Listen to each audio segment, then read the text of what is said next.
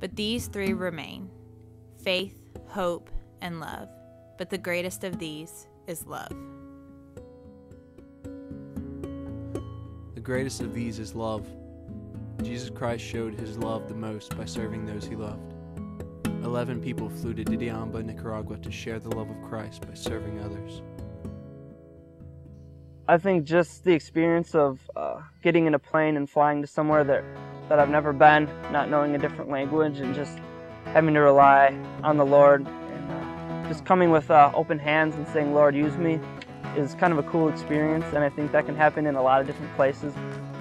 Going on a short-term missions trip, you might be thinking, like, I don't know what I'm going to do. I don't know how I'm going to help. I don't know what to do. Don't worry about it, because everybody knows that.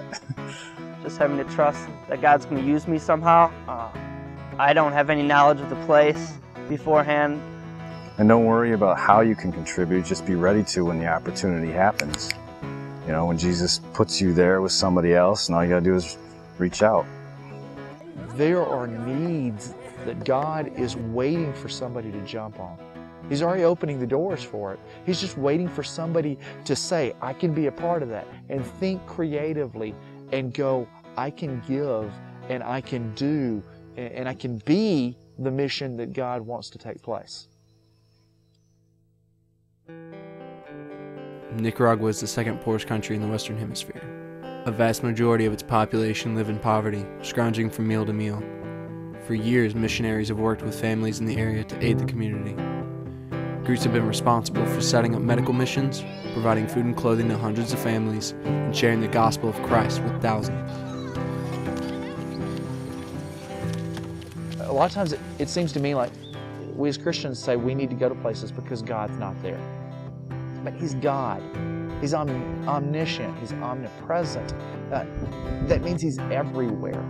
I don't mean that as just some bland statement. God is working throughout the world. We don't go places to take Him there as though He's some package that we would bring with us. What we do is go to a place to find out where He is already working. I saw Jesus in this trip, kind of overarching over the whole thing. I saw Jesus in the joy in the kids' faces. I've seen Jesus in a lot of the suffering that's been going on. I saw Jesus in the little short relationships, the small connections that formed when we played with the kids or fed them. I've been seeing Him work in different ways, and seeing the different ways that God uses our situation to bring us to Himself. I also saw Jesus in the people that went on the trip, because it's just like when you do what Jesus told you to do with the right attitude, you see Him.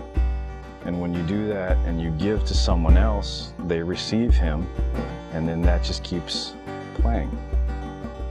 And Jesus grows in all of us. And it's beautiful.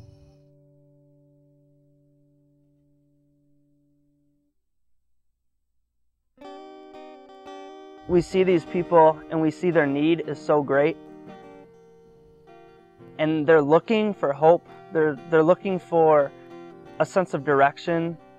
They're looking for something to hold on to, and there's nothing to provide that here. Because they don't have as much opportunity on the one hand, but on the other hand, the main thing is with Jesus in their heart, if they're open to His direction, they can do a lot.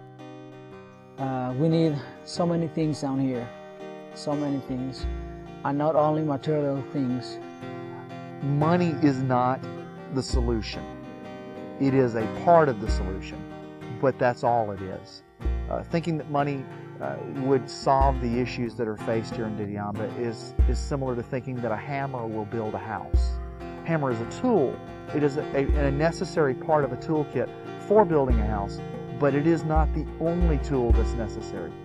It's not so much money. I mean, obviously money's important, but it's relationship, to make connection between bodies of Christ, to be one body, and it's helping people in situations solve their own problems. It's giving them the tools. It's not I can help you, it's Jesus can help you through me, or Jesus gave me this to give to you. As part of God's work in Nicaragua, the Baltadana family has been feeding and clothing hundreds of children for years. The Baltadana family is able to support these children with donations from churches in the United States. And the funds aren't much. It's $1 per kid per month. So for 300 kids, it works out to about $300 a month to feed all the kids there, to make sure they have food.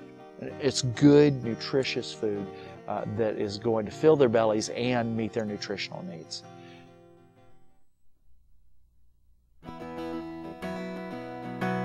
God was working in Nicaragua long before we stepped off the plane.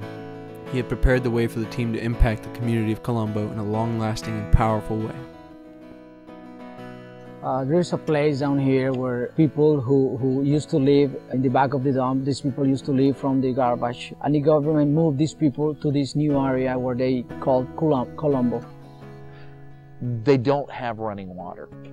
What they have are 2 cisterns that are on the side of the village. That's their water. They had diarrhea and were vomiting all the time, and they were fairly sure it's because of the water. And looking at it, I would completely agree with them. The villagers of Colombo had already arranged a group effort to pay for the monthly cost of water. The problem was that they could not pay a $93 fee to turn the water on. Though this may not seem like a large sum to us, the people in Colombo live off less than $2 a day, which makes this an unimaginable sum of money. We went, a few of us, to the water company, and I had the privilege of paying $93 so that 300 people could have water.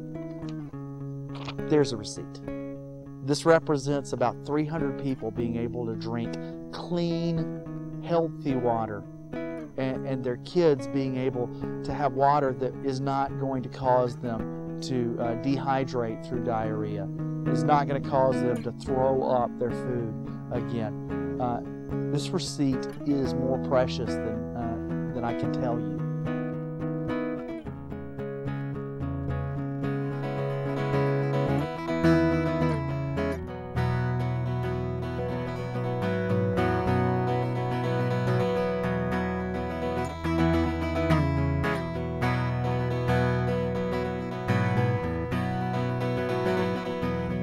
Coming here and seeing people who have so much need but are so content helps to remind me, at least, that Jesus wants to change my lifestyle also. He wants to change who I am to become more like Him. That maybe I would be willing at any second to throw everything down and walk away from career and home and everything else just because He says, follow me.